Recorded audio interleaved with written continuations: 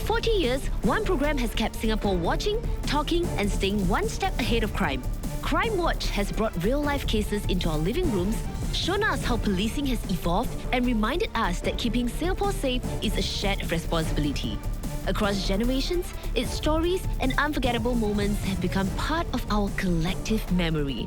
And now, we celebrate that legacy and look at why, after 40 years, Crimewatch still matters.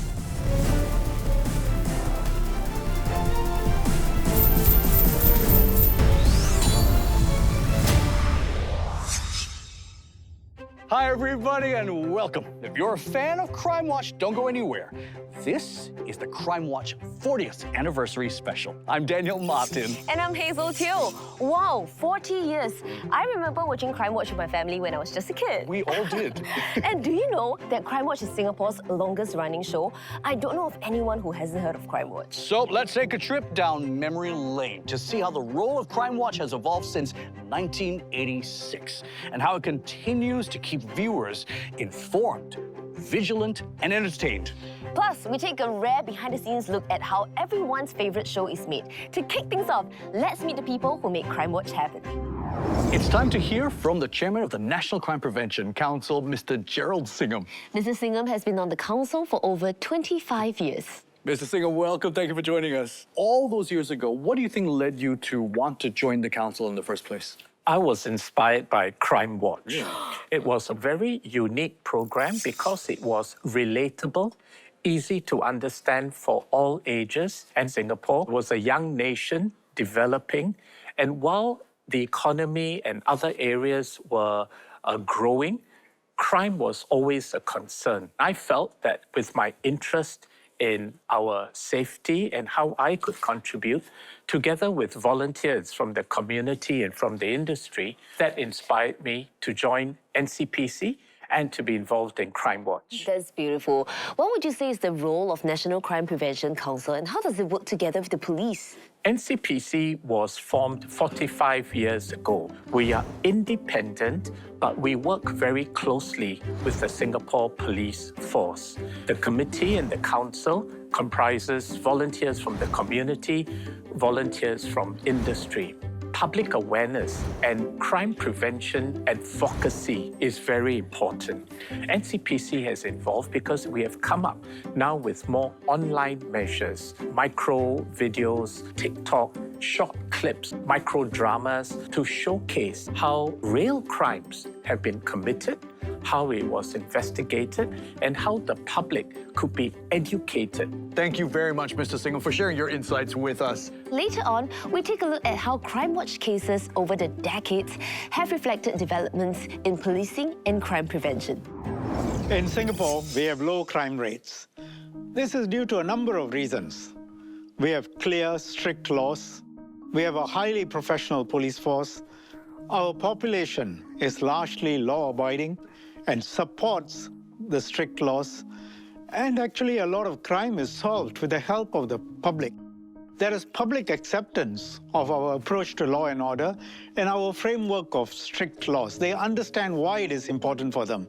And we seek to get public support in many ways. Exhibitions, roadshows, mainstream media, social media, and Crimewatch is one very important way in which we bring across to the public the types of crimes that get solved. It helps people understand what is happening, how these crimes are solved, what the SPF does, and it encourages people to come forward, take part in the process of crime fighting, be part of the solution. So I would really like to thank the NCPC, Singapore Police Force officers, Crimewatch hosts, production teams, and partners, past as well as present.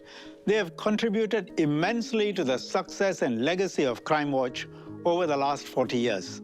Congratulations once again on this very important milestone.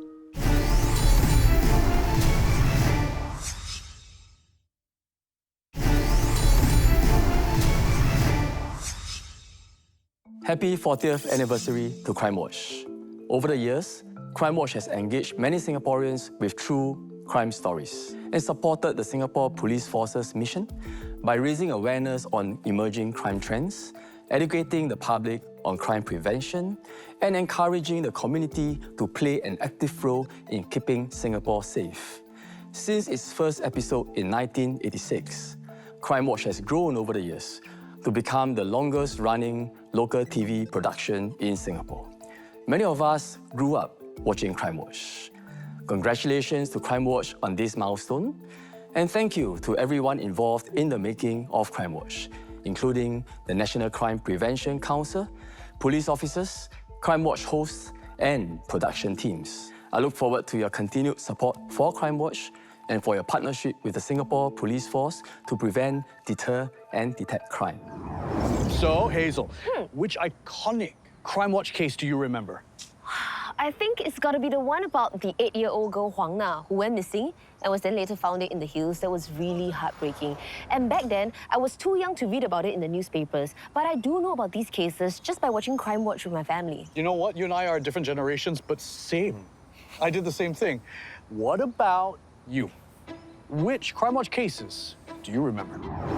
It was the one-eyed dragon. It was a shooting that happened in Singapore, and it's like, you don't really hear of that. I didn't know that people could somehow get guns into Singapore. Like, you know, our security and all that is really good here, so it did really surprise me. The umbrella guy who came inside the house and used the umbrella to hit someone. Quiet! Give me all the money! My money's in my room. It will be about murder cases. There was a guy who was being like inducted into a gang, and then the gang leader asked him like, "Oh, what's your name?" And then he'll say like a generic English name like Melvin. He say, "No, that's no name for a gangster." Melvin. Melvin is no name for a gang member. From today onwards, you're Xiao Wu. Recently, I watched the baby being abused. How'd you feel when you saw that story? I was so sad. Lack of responsibility from the adult for doing that to the little baby. The snatch and grab crimes with the woman who still can't speak, always a classic. The woman was too stunned to speak. I think the beauty of Crimewatch is that it breaks down the complicated cases and makes them accessible. And by learning about crimes committed in Singapore, it helps us all be more vigilant. Now, let's go back to the very first episode of Crimewatch, 30th November, 1986, a Sunday night, 9:30 p.m.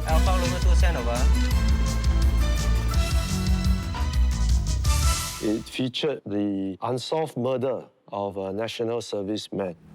希望观众安尼斗下手，帮忙者安尼有看到啊，通知警方安尼。After the episode, we got calls from 7 members of public. 由于这些情报，警方终于在前几天逮捕了红帽桥谋杀案的数名嫌凶。I'm Senior Assistant Commissioner of Police, Koh Wei Kiong. I was the host of the Mandarin version of Crimewatch from the year 2000 to 2006. I also did another year in 2008. And currently, I'm the Director of Public Affairs in the Singapore Police Force. At that time, television was, I would say, the main broadcast medium. And through Crimewatch, it allows the police to reach to a wide audience. Notably, there were 2 cases. The first was in 1999 when there was a murder at Duxton Road. 1 man was arrested, but 4 others managed to get away.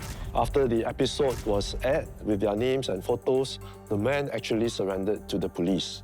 Another episode where the public came forward to help was in December 2001, where the victim was walking in Little India on 30th June when he was attacked. He later died of his injuries. And after the episode was aired on 26 December, an anonymous call led to the arrest of the suspect. Crimewatch then was popular. I think the first episode we hit a viewership of 1.3 million, compared to then the primetime favorites, which have a viewership of about 850,000. We are proud to have been involved in this long production and how Crimewatch has given our viewers a glimpse into the hard work by our men and women in blue to support victims, to fight crime, and to keep Singapore safe and secure. When serious crimes happen, police have often relied on the public to share information and help bring those responsible to justice. This Crimewatch episode from 1997 reflects the development of community policing in Singapore and how it took shape on the ground. The Neighbourhood Watch Zone, or NWZ, pilot scheme was launched in 25 resident committees, where every resident will participate. The Neighbourhood Police Centre system was launched with the opening of the Queenstown NPC in 1997. It was introduced as a one-stop policing centre. Since the launch of the NPC system, community collaborations on the ground have greatly expanded. We had the Neighbourhood Watch Zones then. It will offer the public a vehicle through which civic-minded citizens can make a contribution to building a better community for themselves. And the current Citizens on Patrol volunteer program. As neighbourhood policing becomes an integral part of life in Singapore, Crimewatch has mirrored this by showcasing how the police work closely with the residents and community partners. I'm Assistant Commissioner of Police Shereen Chua, Director of the Community Partnership Department. We want to build a positive relationship with the residents, one where they can trust the police when they are in need. We often feature the important role that the public played in solving the cases. For example, when they reported something suspicious or provided a key piece of information. This has been effective in raising public awareness that the various offences can be prevented or culprits will be apprehended if we all do our part. Over the years, digital tools have resulted in police work becoming more effective and more efficient. But as criminals have become more tech-savvy, they've gone online to commit their offences. That's why it was very important for Crimewatch to educate the public about the dangers of cybercrime. Criminals now had a new frontier. They could reach us through our digital devices. Greetings, Singaporeans. I am the Messiah, and I believe I have your undivided attention. Messiah? Who's that? Coming to the Messiah case, it was a cybercrime. There has been a recent spate of hacking incidents, including websites belonging to Tumblr's preschool and the town council's website. That should be the very beginning of what we see of cybercrime, how we tackle cybercrime, and how cybercrime has evolved through the years. I'm Deputy Assistant Commissioner Roy Lim. I'm the head of the Special Investigation Section. I was featured as the lead investigator for the Kallang body parts case. Major crime, Roy speaking. I'm on my way. The funny part is I didn't want to be part of it. I, in fact, wanted to be at the sites, provide guidance to an actor portraying me, but bosses said no. I want you to be who you are, and I agreed to it. So I put my investigator hat on, be myself, and that's how I started filming with my own way that I speak, my style, but of course following the script. Can you tell me what this marks on your hands? Fixing the sink. Choke. What sink? What choke? Where? How we dealt with investigations many years ago and now, it's very different. Now, we have the help of police cameras. We have the help of forensics. What effects you have? Sir, we received a phone call from Mr. Wu Xingguang about a bag leaking blood. And upon inspection, we found a dead body inside the bag. That was dealt as the Syed Alwi body parts case. They opened up the suitcase. They found a body of a foreign nationality. Where the body was found alongside Alwi Road, it's very close to Mustafa Center. The management assisted us very quickly, and they pulled out a footage of the suspect. Within 21 hours from the time that the report was lodged, we arrested both the suspects. Crime prevention is not just about police solving crimes. It's also engaging the public so that we can fight crime together. We all know you're worried about scams. In fact, a range of scams. Every year, millions of dollars are lost to such crimes. And that is one of the most important roles that Crimewatch plays today, educating the public about the different types of scams and how to be vigilant so that we don't fall prey to scammers. In the 2020s, Crimewatch has featured different types of scam cases in every season. This has helped members of the public to understand how scams work and also how to better protect themselves. I'm Assistant Commissioner of Police, Eileen Yap. I'm currently the Assistant Director of the Anti-Scam Command. So I remember watching Crimewatch with my family when I was young. It was one of the more exciting TV programs then. In fact, I have my 1 second of fame as an accompanying I.O. in 2007. And subsequently, I participated in a few Crimewatch episodes. It was a memorable experience because other than doing investigation, never in our life we thought of acting in Crimewatch. We are looking at a scam that could set dangerous precedents. Every Crimewatch episode has a scam alert segment which provides bite-sized advisories in engaging ways. Based on my experience, many of our victims are not unaware or careless. Many of them are actually highly educated and digitally savvy. We want viewers to identify the tactics that the scammers use and how to safeguard themselves and to protect their family members as well as their loved ones. For many victims, it is not just about losing money, it is about their lives being turned upside down. Some victims lost their life savings, retirement funds, and money meant for their children's education. Others suffered emotional trauma, broken relationships, loss of confidence, divorce, and even mental health struggles. In some very sad cases, some took their lives. And this is the reason why scam prevention is not just about protecting money. It is about protecting lives and livelihoods. Now we're off for a break, but when we return, a behind-the-scenes look at how an episode of Crimewatch is made.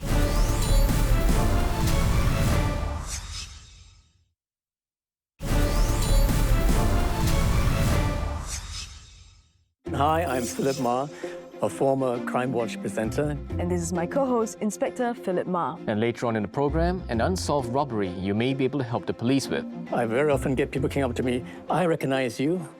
Aren't you the guy on TV? And I'll just have a smile and I won't tell them the answer. Well, today I want to wish Crimewatch a very happy birthday, a very happy 40th birthday, and many more happy birthdays to come. So hey guys, it's Steven here, and I used to be one of the hosts for Crimewatch back in like 2001 and 2002. Hello and welcome to Crimewatch. I'm Steven Chia. In fact, I believe it was one of my first presenting gigs, so I will never forget hosting that show. I can't believe it's been 40 years, so congrats to you guys. I think it's been an amazing journey, and I wish you maybe another 40 more. Keep it going.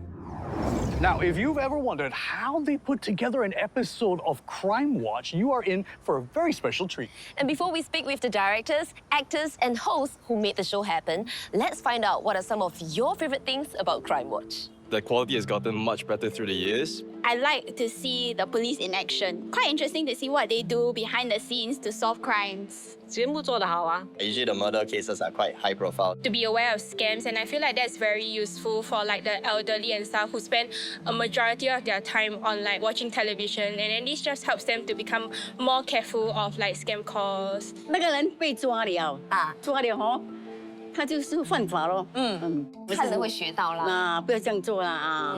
I like when they display like the mindset of the police, like how they investigate crime. Like it's not very simple, but there's actually a lot of points to connect. It raises public awareness, and at the same time, it can like the parents can teach their children. I like watch all the episodes except for before 2001. Crimewatch is a good source of information to show about the scam cases and how to avoid or be aware of such cases going on. Every time when I like come out new episode, I'm like always the first one to watch. 你知道今年神之一法庆祝多少周年吗？不知道。今年呢，神之一法庆祝40周年。哇，很快了哦。老我一倍哦。If they can produce more, then there's more for me to watch as well. One of the things I remember the most about Crimewatch was when I acted as a scammer. I had my own scam headquarters, mind you. I was called SCAM, literally, Sandra Chan Amoy. And I was also a superhero who defended the people from being scammed. I remember this You do? crystal clear. I saw the clips. They were everywhere. You were excellent. Oh, thank you. Truly. Bring it back. It takes a very creative person to come up with bits like that and to put together an episode of Crimewatch. Let's meet some of these people. I'm Aaron, and I'm from the NCPC Secretariat. I remember watching Crimewatch when I was a young boy, together with my family. I was fascinated by how Crimewatch pieced together real police cases and how investigators uncovered the truth. Photos of the case exhibits, the crime scenes, and the step-by-step police work make Crimewatch memorable for me. For the past 16 years, I've had the privilege of working with the police and our partners to curate the cases, vet through the script, and work with the production team to present the episodes that you watch on TV today. What many viewers may not realize is that production actually begins months ahead. This is to ensure that every episode is delivered in an accurate and impactful manner. Going from a viewer to now working behind the scenes make Crimewatch especially meaningful to me.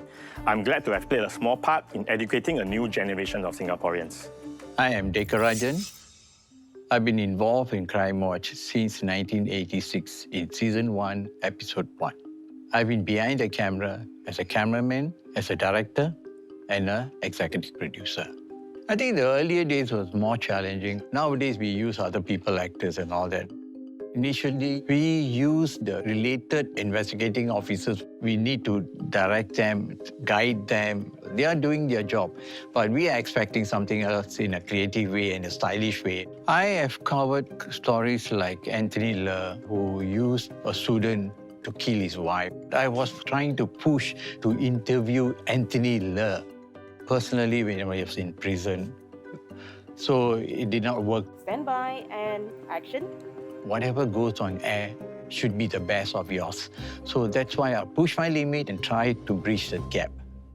Hello, I'm Janelle, and I'm an actress and a host. This movie is so stupid. I don't watch. This movie is very popular. Hello, I'm Charlie. I'm an actor. You want to talk? We go opposite and talk. Why not settle here? Why?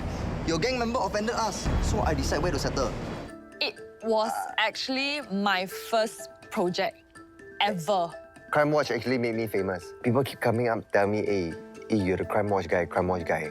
People will come up to me and ask me to scold them.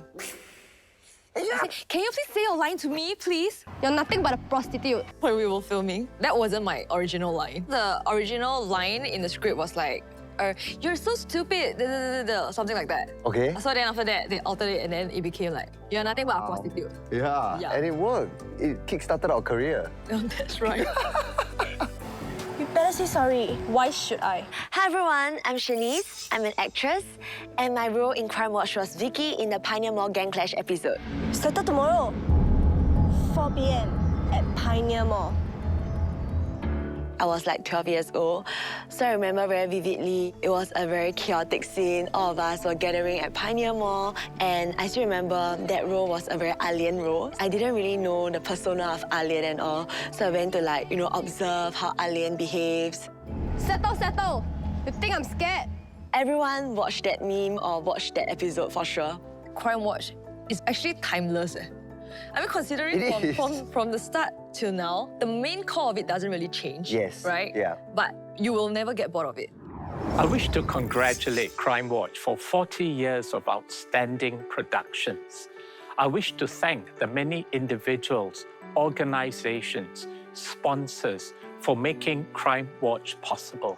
And I wish Crimewatch all the very best in its continued crime prevention outreach. That's all the time we have for you on this special. I had so much fun learning about how Crimewatch was made and seeing how far it's come over the years. Me too. Please remember to always stay vigilant and never take things for granted, because low crime doesn't mean no crime. I'm Hazel Teo. And I'm Daniel Martin. Take care.